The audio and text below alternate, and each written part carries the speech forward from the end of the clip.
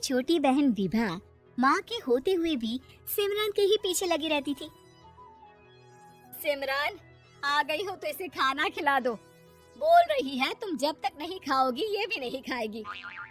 क्या है विभा, तुम खा लिया करो ना, मुझे ऑफिस से आने में देर हो जाती है।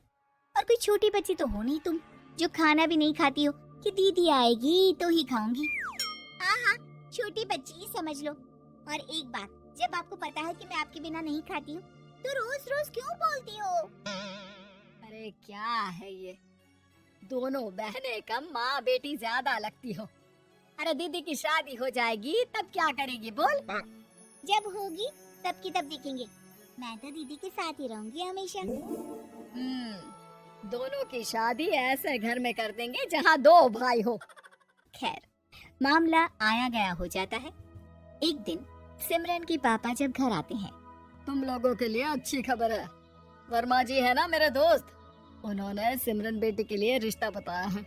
बहुत अच्छा लड़का है, सिमरन को भी पसंद कर लिया और कल वो लोग आ रहे हैं सिमरन को देखने अपने घर। सिद्धांत अपने माता पिता के साथ सिमरन को देखने आता है। उसे सिमरन अच्छी लगती है और शादी तय हो जाती है। सिद्धांत की माँ कहती है, अब तो हम लोग ले जाएंगे जल्द ही अपनी सिमरन को यहाँ से। अरे हाँ हाँ, क्यों नहीं, आपकी ही है अब तो हमारी बेटी। दूर खड़ी विभा सब सुन रही होती है। अब तो दीदी की शादी हो जाएगी, फिर तो वो चली जाएंगी। दीदी के बिना मैं कैसे रहूंगी? कुछ ना कुछ तो करना ही होगा जिससे दीदी की शादी ही ना हो। सभी के जाने के बाद क्या शादी के बाद दीदी हम लोगों के साथ नहीं रहेंगी? अरे नहीं तो फिर क्यों रहेगी? शादी हो जाएगी तो अपने घर चली जाएगी ना। तो मैं भी जाऊंगी उनके साथ, मेरा भी सामान पैक कर देना। अरे कैसे बात कर रही हो विभा, दीदी के ससुराल छोटी बहन नहीं जाती। हाँ, कभी कभी जाकर मिलाना और रोज फोन। है सिमरन बहन की बात सुनकर इमोशनल हो जाती है। अगले दिन से विभा खाना खाना छोड़ देती है। लोगों के लाख समझाने के बाद भी विभा ना खाती है ना ही सोती है। अंत में हार मानकर सिमरन सिद्धांत से मिलती है। सिद्धांत, मेरे मम्मी पापा ने बचपन से ही विभा और मुझे साथ रखा। वो मुझसे बहुत जुड़ी है।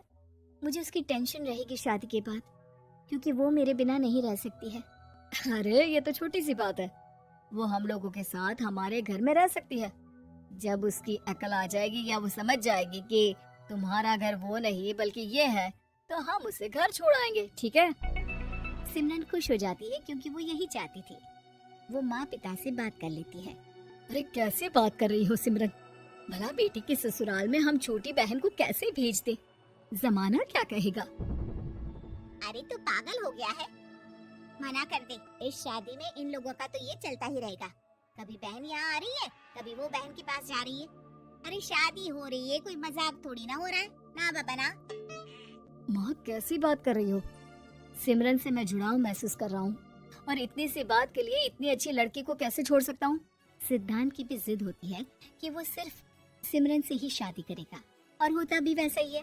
सिद्धांत और सिमरन की शादी हो जाती है और दहेज में आ जाती है विभा।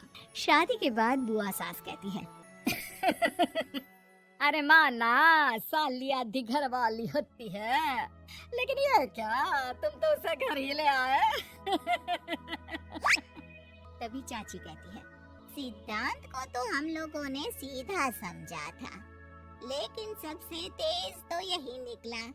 अरे देखो कैसे दहेज तो नहीं लिया लेकिन साली पर कब्जा कर लिया।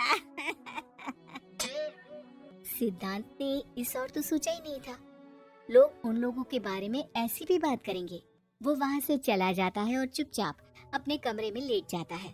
क्या हुआ सिद्धांत, तुम अचानक से परेशान हो गए, कोई बात है क्या? अरे नहीं नहीं, वो थक गया था ना, शादी की सारी तैयारी और रस्मों के बीच, सोच रहा हूँ थोड़ा आराम कर लूं। हाँ ठीक है, आप लेट जाइए, मैं विभा का बेड लगा देती हूँ जमीन पर। क्या वो यहाँ सोएगी? हाँ, बताया तो था कि उसे नींद नहीं आती मेरे बिना, तो तुम आराम से लेटो ऊपर, हम लोग नीचे बिछा लेते हैं। अरे नहीं नहीं, तुम दोनों आराम से लेटो ऊपर, मैं माँ पापा के रूम में जा रहा हूँ। सिद्धांत वहाँ से दूसरे कमरे में चला जाता है जहाँ सिद्धांत के पिता उसे कहते हैं, क्या बात है बेटा, तू उस कमरे में क्यों नहीं सो रहा? बहू से लड़ाई हो गई है क्या शादी के पहले दिन ही? अब नहीं पापा, वो दोनों बहनों को बात करनी थी और मुझे नींद आ रही है तो मैं यहाँ सोने चला आया। अगले दिन सिद्धांत तैयार होकर ऑफिस जाता है। ऑफिस में लंच के वक्त दोस्त कहता है, क्या बात है सिद्धांत, इतना सारा खाना एक ही दिन में? हाँ यार, वो सिमरन को खाना बनाने का शौक है तो उसी ने बनाया है। यार हम लोगों की तो सिर्फ एक ही बीवी है, इसकी तो दो है ना। सिद्धांत को गुस्सा आ जाता है।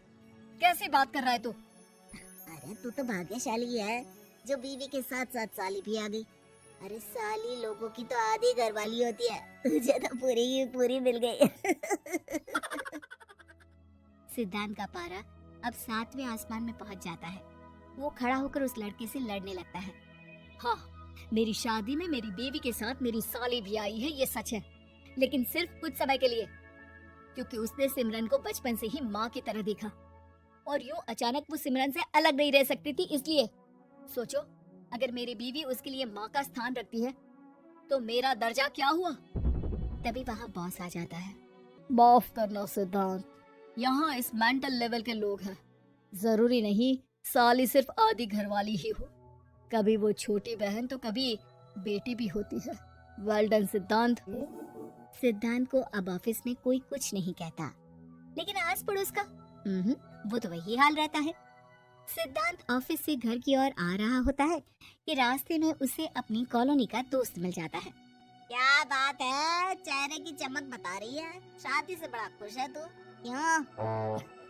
हाँ यार, अच्छी लड़की और अच्छा परिवार मिलना कहाँ होता है जल्दी आजकल। यार हमें भी दिला देना ऐसा परिवार जहाँ एक के साथ एक फ्री की स्कीम चल रही हो।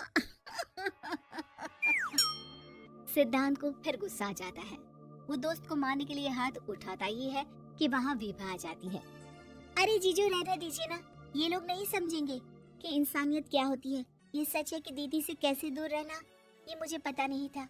आपने मुझे दीदी के पास रहने का मौका देकर ये समझने का मौका दिया कि लड़की का असली घर उसका ससुराल होता है।